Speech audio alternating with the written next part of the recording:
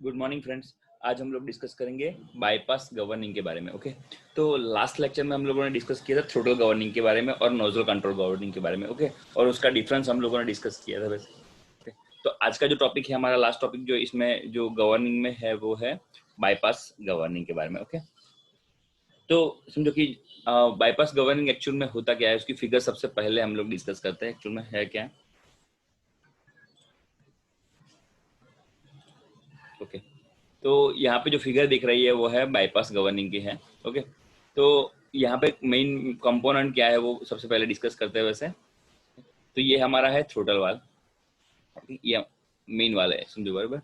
ये है हमारा बाईपास वाल, ये हमारा बाईपास वाल है। ओके, ये हमारी समझो कि ब्लेड्स है बराबर, मूविंग ब्लेड, फिक्स ब्लेड जो भी है, हम लोगों ने पहले डिस्कस किया था। ठीक है, और ये बाईपास स्टीम पैसेज है वैसे। ओके, ये मेन शाफ्ट है हमारा।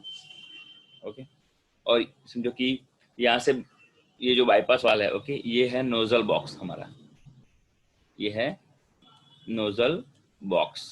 ओके, देन समझो कि हमारी जो स्टीम इनलेट यहाँ से है। ओके, और यहाँ से steam to lower stage. Okay, आगे स्टीम दूसरे स्टेज में जाएगी, यानी ये पूरा स्टेज नंबर 1 है और ये स्टेज यहाँ से दूसरा स्टेज शुरू हो रहा है। ठीक है, तो ये पूरा का पूरा जो फिगर है वो है बाईपास गवर्निंग का। ओके, तो शुरू करते हैं बाईपास गवर्निंग। ओके, हम लोगों ने थोड़ी फिगर डिस्कस करी वैसे। ओके, अभी हम लोग उसके वर्किंग प्रिंसिपल पे आते हैं। Okay, in modern high pressure turbine generally consist of number of stages of comparatively small means diameters of wheel. Okay, तो क्या होता है कि आज की जो अभी के जो मॉडर्न जो टर्बाइंस है बराबर, वो समझो बहुत सारे स्टेज से बने हुए होते हैं, नंबर ऑफ स्टेजेस से बने हुए होते हैं। ठीक है, और समझो कि उसके डायमीटर जो है वो स्मॉल होते हैं, ठीक है, छोटे होते हैं समझो। ठीक है, such turbine are usually design for the determined load known as economical load. Okay, तो समझो कि यहाँ पे होता क्या है, ये बाईपास गवर्निंग करने की जरूरत क्यों पड़ती है। ठीक है, तो समझो कि जैसे जैसे स्टीम का प्रेशर, समझो जैसे जैसे समझो टर्बाइन स्टीम के प्रेशर से स्टीम की वेलोसिटी से रोटेट करना शुरू करता है। ठीक है, तो एक टाइम ऐसा आता है, ठीक है, कि वो समझो कि बहुत ज्यादा स्पीड ले लेता है। ठीक है, बहुत ज्यादा स्पीड ले लेता है जिसका कंट्रोल करना थोड़ा डिफिकल्ट होता है। ठीक है, तो उसके लिए हम लोगों ने समझो कि कंपाउंडिंग किया था। ठीक है, जैसे जैसे स्पीड बढ़ जाएगी, ठीक है, वैसे वैसे हम लोग उसको कंपाउंडिंग करते थे। जैसे कि जो वेलोसिटी कंपाउंडिंग है, फिर हम लोगों ने डिस्कस किया था वैसे वेलोसिटी कंपाउंडिंग जो है, फिर प्रेशर कंपाउंडिंग है और वेलोसिटी प्रेशर कंपाउंडिंग है। ठीक है, तो जिससे हम लोग वेलोसिटी और प्रेशर को डिवाइड करते थे दूसरे स्टेज में, दूसरी समझो ब्लेड पे। ठीक है, और यहाँ पे क्या है कि समझो ये बाईपास गवर्निंग की जरूरत क्यों पड़ती है। ठीक है, गवर्निंग करने की क्यों जरूरत पड़ती है कि समझो कि कभी कभार ऐसा होता है कि समझो कि बहुत सारा लोड आ जाता है। ठीक है, समझो कि ज्यादा लोड हो। ठीक है, तो उसके कारण क्या होता है, यहाँ पे समझो जब लोड बढ़ेगा, ठीक है, तो क्या होगा कि टरबाइन की स्पीड ऑटोमेटिकली कम होती जाएगी। ठीक है, टरबाइन की स्पीड कम होती जाएगी। ठीक है, तो समझो कि उसको कंसिस्टेंस मेंटेन करने के लिए गवर्निंग की जरूरत पड़ती है। ठीक है, ओके, तो समझो कि at the nozzle control governing can not be use for multi stage impulse turbine. Nozzle control वो समझो कि मल्टी स्टेज टर्बाइन के लिए हम लोग यूज नहीं कर सकते। Okay, the nozzle control governing can not be use for the multi stage impulse turbine due to the small heat drop in the first stage. Okay, it is also desirable in multi-stage turbine to have full admission into the high pressure stage to reduce partial admission losses. Okay, when the turbine is required to operate at maximum load, जब समझो कि turbine को maximum load पे operate करने की जरूरत पड़ती है, additional steam is required. Okay, तो एक कुछ एडिशनल स्टीम की जरूरत पड़ती है। ठीक है, तो एडिशनल स्टीम की जरूरत पड़ती है। ठीक है, तो additional steam can not be admitted in the first stage additional. Okay, तो समझो कि जब फर्स्ट स्टेज यहाँ पे होता है बराबर, तब वो एडिशनल स्टीम नहीं मिलती। ठीक है, तो क्या होता है कि यहाँ से स्टीम वर्क करके वो दूसरे लोअर लेवल में जाती है आगे बराबर। तो समझो कि ये स्ट्रीम यहाँ से पास होके लोअर लेवल में जाती है। ठीक है, तो उसको समझो कि कंपनसेट करने के लिए दूसरे स्टेज में अगर समझो कि ज्यादा स्टीम की जरूरत पड़े, ठीक है, तो उसको कंपनसेट करने के लिए यहाँ पे जो थ्रोटल वाल जो हमारा है, ठीक है, ओके, थ्रोटल वाल जो है हमारा, ठीक है, हम लोग ये फिगर नंबर 1 और फिगर नंबर 2 यहाँ पे हमको दिख रही है, ठीक है। तो फिगर नंबर 1 पे आते हैं फिर से। ये उसका एक नॉर्मल एक ब्लॉक डायग्राम यहाँ पे मैंने दिया हुआ है, ओके। तो ये समझो ये हमारा थ्रोटल वाल है, ठीक है। थ्रोटल वाल का काम क्या है? थ्रोटल वाल जो है हमारी स्टीम को अकॉर्डिंगली रिक्वायरमेंट के हिसाब से फर्स्ट स्टेज में, यानी फर्स्ट स्टेज ऑफ टरबाइन के सेट, जो टरबाइन सेट जो फर्स्ट स्टेज है वहां पे वो सप्लाई करती है, ठीक है। तो समझो कि यहाँ पे क्या होता है कि जब यहाँ पे वर्क शुरू हो गया फर्स्ट स्टेज में और भी स्टीम की जरूरत पड़ी, ठीक है। तो दूसरे समझो कि इनिशियली जब समझो फर्स्ट स्टेज में यहाँ पे भी जस्ट मैंने बोला additional steam can not be admitted. अगर समझो कि दूसरी जगह पे यानी दूसरे स्टेज में अगर समझो कि एडिशनल स्टीम की जरूरत पड़ी, ठीक है, तो थ्रोटल वाल जो है वो बाईपास कर देगा, सॉरी, बराबर, हमारी स्टीम को, ठीक है। तो जो यहाँ पे क्या है कि स्टीम को यहाँ पे देखो, स्टीम के ऊपर के एरिया में यहाँ पे बाईपास स्टीम है, वो दूसरे स्टेज में यहाँ से हम लोग उसको भेज सकते हैं, ऐसी अरेंजमेंट है ऑटोमेटिकली। समझो कि अगर दूसरे स्टेज में ज्यादा स्टीम की जरूरत पड़ी है, दूसरा स्टेज है आगे का, ठीक है, ये सेकंड स्टेज हमारा, ठीक है। अगर ज्यादा स्टीम की जरूरत पड़ी तो वो ऑटोमेटिकली ये वाल है वो ओपन हो जाएगा, ठीक है। बाईपास वाल हमारा ओपन हो जाएगा ऑटोमेटिकली, ठीक है। और देन समझो कि यहाँ से स्टीम पास होगी डायरेक्टली दूसरे स्टेज में, ठीक है। तो स्टीम टू लोअर स्टेज यहाँ से पास होगी, ठीक है। तो यानी पूरी की पूरी जो सिस्टम में फिर से आपको समझाता हूँ कि ये अरेंजमेंट कैसा होता है कि जैसे जैसे समझो लोड बढ़ता है, ठीक है, तो दूसरे आगे के स्टेज में समझो कि टरबाइन की स्पीड को कांस्टेंट मेंटेन करने के लिए आगे के स्टेज में, ये नंबर 1 स्टेज नंबर 1 है, स्टेज नंबर 2, ऐसे 3 जितने भी स्टेज में जरूरत पड़ती है, ठीक है। तो आगे के सेकंड थर्ड स्टेज में जैसे जैसे स्टीम की ज्यादा रिक्वायरमेंट हो तो बाईपास वाल जो हमारा है वो ओपन हो जाएगा और यहाँ से स्टीम आगे के स्टेज में ऑटोमेटिकली वो चली जाएगी, समझो कि वो रिक्वायरमेंट को फुलफिल कर देगा, ठीक है। तो इसलिए बाईपास गवर्निंग की जरूरत पड़ती है, ठीक है। तो the arrangement of bypass governing is shown in figure. All loads greater than economic load, okay, bypass valve is open allowing a part of steam to bypass into the steam belt where this steam is mixed with the steam of high pressure stage, okay। तो जो steam जो है वो आगे के stage में mix हो जाती है, okay, and then it is supplied to lower stage of the steam turbine, just मैंने डिस्कस किया उसके हिसाब से, okay। the bypass valve is designed such as it is not open until the lift of throttle valve exceed a certain value, okay। Bypass valve तब तक open नहीं होता जब तक समझो कि सर्टेन वैल्यू जितनी समझो कि उसको रिक्वायरमेंट ना हो स्टीम की, ठीक है। The throttle valve close first when the load is reduced, okay. तो समझो कि जब लोड कम होता है, ठीक है, तो थ्रोटल वाल्व समझो क्लोज हो जाता है, ठीक है, और आगे स्टीम भेजता, आगे स्टीम पास नहीं करने देता, ठीक है। The bypass valve remains under the control of speed governors, okay, for the all load with in the range, okay. तो जो बाईपास वाल है उसका अटैचमेंट जो है टरबाइन की स्पीड के साथ होता है, ठीक है। जैसे जैसे समझो स्पीड बढ़ती है, समझो जैसे जैसे लोड की रिक्वायरमेंट बढ़ती है, ठीक है, और उस हिसाब से वो समझो कि बाईपास वाल ओपन रहता है और समझो कि यानी ये टरबाइन के रोटर के साथ कनेक्टेड चीजें है, ठीक है। जैसे जैसे स्पीड बढ़ेगी घटेगी उस हिसाब से बाईपास वाल ओपन और क्लोज होता रहेगा, ठीक है। In the later stage, although there is increase in work output, the efficiency is low due to the throttling effect. Okay. Okay. तो समझो कि ये पूरी की पूरी जो अरेंजमेंट जो हम लोगों ने समझी वो है बाईपास गवर्निंग के बारे में, ओके। तो अगेन फिर से थोड़ा सा हम लोग ब्रीफ देख लेते हैं, बराबर। समझो ये फर्स्ट स्टेज है, ठीक है, ये सेकंड स्टेज है, ठीक है। तो यहाँ पे क्या होता है कि स्टीम हमारी थ्रोटल वाल के थ्रू, यहाँ पे समझो थ्रोटल वाल के थ्रू फर्स्ट स्टेज में एंटर हो रही थी, ओके। यहाँ पे बाईपास वाल रखा हुआ होता है, ठीक है। तो बाईपास वाल जो है वो स्टीम को बाईपास कर देता है सेकंड स्टेज के लिए, यानी जिस हिसाब से रोटर की स्पीड बढ़ती है या कम होती है, ठीक है, इस हिसाब से हमारा जो बाईपास वाल है वो ओपन और क्लोज होता रहता है, ठीक है। तो ये हम लोगों ने समझो कि टोटल 3 गवर्निंग जो सिस्टम है, throttle governing, nozzle control governing और लास्ट में जो हम लोगों ने डिस्कस किया ये है बाईपास गवर्निंग सिस्टम, ओके। तो बाईपास गवर्निंग आई थिंक सब कुछ क्लियर हो गया है, ओके। अगर कुछ भी प्रॉब्लम है तो आप लोग मुझे कमेंट में समझो कि बोल सकते हो कि ये चीज समझ में नहीं आई, ठीक है, ओके। अभी नेक्स्ट हम लोग डिस्कस करेंगे method of attachment of turbine blade to turbine rotor, okay.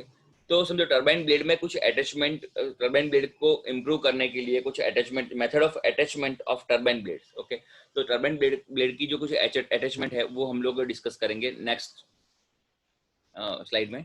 Okay okay, तो method of attachment of turbine blade to the turbine rotor. Okay, तो कुछ अटैचमेंट्स हैं जिसके कारण हम लोग टरबाइन की एफिशिएंसी और स्टीम का पूरा यूज कर सकते हैं। ओके, और समझो कि उसमें वाइब्रेशंस और बहुत सारी समझो कोई प्रॉब्लम्स है उसको हम लोग ओवरकम कर सकते हैं। ठीक है, तो ये मेथड, सबसे पहली जो मेथड है समझो, यहाँ पे कुछ मेथड्स है उसके बारे में पहले डिस्कस करते हैं, फिर बाद में हम लोग सबसे पहली मेथड डिस्कस करेंगे।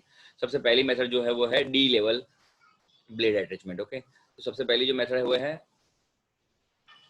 ओके यह है De Laval blade attachment. Okay, then समझो कि दूसरी जो मेथड है वो है इन्वर्टेड टी मेथड। ओके, तो सबसे पहले समझो हम लोग आज के टॉपिक में डिस्कस करेंगे, आज के लेक्चर में डिस्कस करेंगे डी लेवल के बारे में। ओके, बाकी ओके फर ट्री और serrated blade root attachment. Okay, then इसको दूसरा नाम है उसका सेरेटेड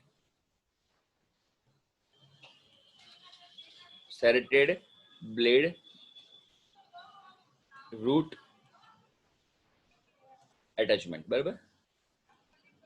ओके, फर ट्री को हम लोग सेरेटेड ब्लेड रूट अटैचमेंट भी बोलते हैं। ओके, और देन समझो कि स्ट्रेडल अटैचमेंट को बोलते हैं सिंगल और मल्टीपल फॉर्क मेथड। ये सिंगल और मल्टीपल फॉर्क मेथड भी बोलते हैं उसको, स्ट्रेडल मेथड को। ओके, देन समझो ये है साइड एंट्री अटैचमेंट, बराबर। सबसे पहले D level inverted T fir tree और serrated blade root attachment. Then समझो कि स्ट्रेडल को बोलते हैं सिंगल और multiple fork method. Okay, then side entry, okay side entry blade attachment. Then ये है straddling trip attachment, then स्ट्रॉडिंग trip attachment, then attachment of, यहाँ पे attachment of Parsons reaction turbine blades. Okay okay, तो ये जो methods है वो turbine blade के अटैचमेंट है। ओके, एक्स्ट्रा अटैचमेंट लगते हैं वो। ओके, तो attachment of the turbine blade is, समझो कि थोड़ा हम लोग अटैचमेंट क्या है उसके बारे में हम लोग डिस्कस करते हैं। ओके, तो attachment of turbine blade is blades to rotor is most critical aspect of the steam turbine design as it affects the reliability of the machine. Okay, machine की reliability पे effect करता है। All the factors are transmitted through the attachment to the rotors. Okay, तो ये जो factors है वो समझो rotor के attachments है। Okay, the blade of turbine are subjected to centrifugal force and bending. Okay, तो blade में जो centrifugal force और bending जो लगता है, okay, blade जैसे समझो rotate करती है। okay, टरबाइन ब्लेड समझो कि टरबाइन ब्लेड्स है उसके ऊपर बेंडिंग फोर्स और समझो कि उसके ऊपर समझो कि बेंडिंग फोर्स और सेंट्रीफ्यूगल फोर्स लगते हैं। Okay, the centrifugal force on a blade are very high which is made times it mass. Okay, तो समझो सेंट्रीफ्यूगल फोर्स जो है टरबाइन के ऊपर जो लगता है वो बहुत ही ज्यादा होता है। It also is always possible of the stress concentration on the sharp corners. Okay, तो समझो कि टरबाइन के जो कुछ कॉर्नर्स है उसके ऊपर स्ट्रेस कंसंट्रेशन होता है। ओके, स्ट्रेस कंसंट्रेशन हम लोग पहले एमपी में पढ़े थे वैसे। ओके, एमपी मैन्युफैक्चरिंग प्रोसेस में, और जो हमारा मैन्युफैक्चरिंग प्रोसेस में स्ट्रेस कंसंट्रेशन क्या है वो हम लोग सब कुछ पहले पढ़ चुके हैं वैसे। यानी समझो कि ये थोड़ा सा भी स्ट्रेस कंसंट्रेशन की बात हुई है तो क्या है वो बता दो। ये समझो कि ये हमारा एक प्लेट है समझो ऐसी, बराबर। तो सबसे ज्यादा स्ट्रेस कॉन्सेंट्रेशन कहाँ पे होता है, ये जो कॉर्नर्स है वो एरिया में हमारा स्ट्रेस है वो कॉन्सेंट्रेशन होता है। ठीक है, तो टरबाइन ब्लेड पे कॉर्नर पे हमारा स्ट्रेस कॉन्सेंट्रेशन होता है। ठीक है, शार्प कॉर्नर्स पे। Okay, blade which are loosely fastened to the rotor will amplify the vibration includes the blade और causing फटिक फेलियर। ओके, तो ब्लेड में समझो कि फटिक फेलियर और वाइब्रेशन के कारण होता है। ठीक है, तो वो समझो बढ़ता जाता है, एम्पलीफाई होता है। ठीक है, the failure of one blade में lead to the destruction of the entire turbine. Okay, तो समझो क्या होता है कि ये पूरा का पूरा समझो क्या बताया हुआ है, समझो कि यहाँ पे अगर समझो एक ब्लेड में भी कुछ भी फेलियर होता है, समझो वो फटिक फेलियर हो या समझो कि सेंट्रीफ्यूगल फोर्स के कारण हो, और समझो कि हाई बेंडिंग फोर्स के कारण कुछ भी समझो एक भी ब्लेड में फेलियर होता है तो पूरा का पूरा जो सेट है हमारा, पूरा का पूरा जो टरबाइन जो समझो वर्किंग हो रहा है, ठीक है, उसमें बहुत ज्यादा प्रॉब्लम आती है। और okay, the failure of the one blade may lead the destruction of the entire turbine, पूरे टर्बाइन को वो डिस्ट्रक्ट कर सकती है। Okay, hence the form of attachment should be such as a centrifugal force on the blade transmitted to the disc into the simplest and most direct manner। Okay, तो उसको समझो कि जो हम ये लोड आ रहा है, स्ट्रेस आ रहा है, समझो बेंडिंग आ रहा है और सेंट्रीफ्यूगल फोर्स आ रहा है, समझो सब कुछ जो आ रहा है उसको हम लोग डाइवर्ट कर सकते हैं, उसको हम लोग कम कर सकते हैं, ओवरकम कर सकते हैं। ओके, तो और समझो कि उसको समझो कि वो कुछ मेथड्स के कारण हम लोग सिंपली उसको कर सकते हैं। Okay, the design should be such that security of the attachment in sorry security of the attachment is independent of the skill of the mechanic। okay, the various method of the blade attachment are follow। okay, कुछ methods हम लोगों ने यहाँ पे समझो कि अभी just discuss करी कि इतनी मेथड्स है डिजाइन की कि जिसके कारण हम लोग जो हमारा जो टरबाइन है उसके ऊपर समझो, हमारी जो टरबाइन ब्लेड है और समझो कि जो पूरा टरबाइन है उसके ऊपर समझो कुछ फोर्स हम लोग वाइब्रेशन को कम कर सकते हैं, कुछ फोर्स हम लोग उसको घटा सकते हैं। ओके, तो सबसे पहली जो मेथड है वो है हमारी डी लेवल। ओके, तो डी लेवल ब्लेड अटैचमेंट उसको बोलते हैं, वैसे उसके बारे में डिस्कस करते हैं हम लोग।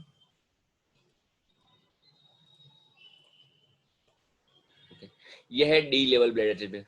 हम लोगों ने समझो कि हम लोग गूगल पे अगर समझो ब्लेड ब्लेड टरबाइन ब्लेड का सर्च मारे तो ऐसी समझो कि ऐसी फिगर हम लोगों को दिखती है रोटेशन वाली, समझो इतनी लंबी लंबी ब्लेडें हमको दिखती है टरबाइन में। ठीक है, ये सब समझो कि ब्लेड्स जो है वो यहाँ पे दिखाई हुई है। ओके,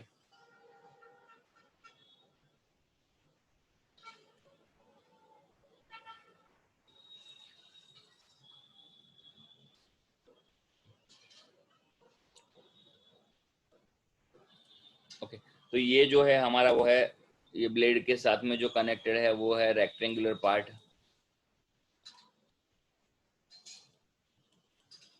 ओके, और ये जो समझो कि ये है ब्लेड टंग है वैसे। ओके,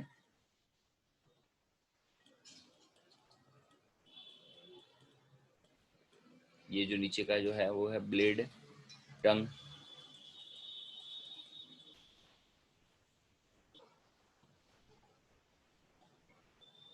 अगर इसका हम लोग सेक्शन ले, ये जो ब्लेड है उसका हम लोग यहाँ पे सेक्शन, अगर सेक्शन ले बराबर, तो वो हमको ऐसी दिखती है वैसे।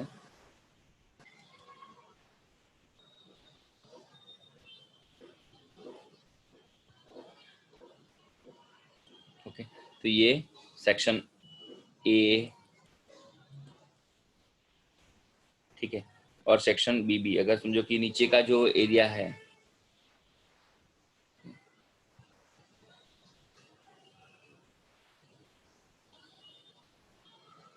इसका हम लोग सेक्शन लें, ठीक है, तो ये हमारा सेक्शन बी बी।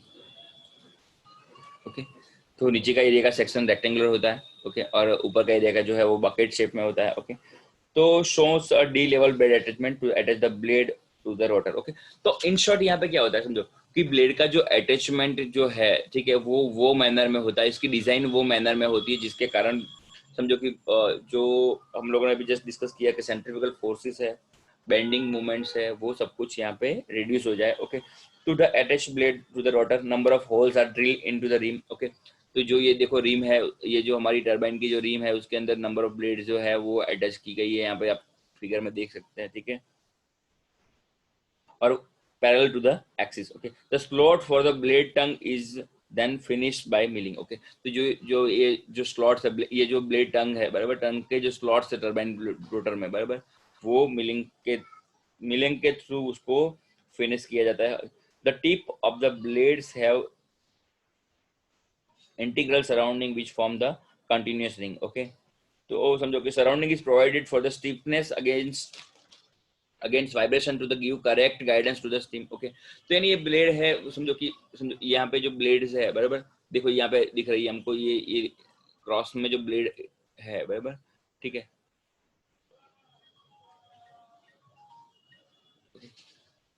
तो समझो give correct guidance to the steam, steam को करेक्ट गाइड करती है। Okay, at the bottom of the working section. Okay, the rectangular part also forms a continuous ring well as the blade are inserted in the rotor. Okay, the centroid of the blade section is arranged in the same radial line. Okay, तो समझो कि यहाँ पे जो centroid, जो पूरा blade का जो सेंट्रोइड है, समझो उसको इस हिसाब से डिजाइन किया जाता है कि जो समझो सेंट्रोइड मींस कि जो पूरा लोड डिस्ट्रीब्यूशन जो है, ठीक है, the centroid of the blade section is arranged in the same radial line as that of the blade tongue. Okay, तो समझो कि ब्लेड टंग के समझो कि सेम रेडियल लाइन में पूरा सेंट्रोइड समझो कि अरेंज किया होता है. It ensure that the blade tongues are almost free from the bending stress. Okay, कि यहाँ पे समझो कि जो ब्लेड है उसके वो बेंडिंग स्ट्रेस से फ्री करी हुई होती है. Okay, to hold the blade in place. Okay, a light caulking of the blade rim is sufficient. Okay, this method of the fastening is suitable for the low pressure impulse turbine. Okay, तो D level turbine के बारे में हम लोगों ने discuss किया कि ये जो पूरी मेथड है बराबर, वो क्यों कि समझो कि वाइब्रेशन को कंट्रोल करने के लिए और पूरा समझो कि पूरा सेटअप जो है उसको सेंट्रोइड को एक समझो कि प्रॉपर लाइन में किया हुआ होता है. ठीक है, जो हमारी ये जो हमने बोला कि जो टंग वाली जो लाइन है यहाँ पे, वो लाइन में उसका सेंट्रोइड सेट किया हुआ होता है. ओके, तो क्या होता है इसके कारण जो the method of fastening is suitable for the low pressure impulse turbine. Okay, और समझो कि ये जो पूरी सिस्टम है वो टरबाइन में वाइब्रेशन और समझो कि वो कम करने के लिए अटैचमेंट वाइब्रेशंस है, फिर बेंडिंग मोमेंट है, ठीक है, और सेंट्रीफ्यूगल फोर्स, वो सब चीज़ों को ओवरकम करने के लिए और प्रॉपर मैनर में करने के लिए ये समझो कि टरबाइन ब्लेड अटैचमेंट होता है. ओके, नेक्स्ट लेक्चर में हम लोग डिस्कस करेंगे इन्वर्टेड अटैचमेंट और फर ट्री, और उसको मैंने बोला था कि स्टेरेटेड ब्लेड रूट अटैचमेंट. ओके, तो ये हम लोग नेक्स्ट लेक्चर में डिस्कस करेंगे. ओके, आज के लिए इतना काफी है. Thank you friends.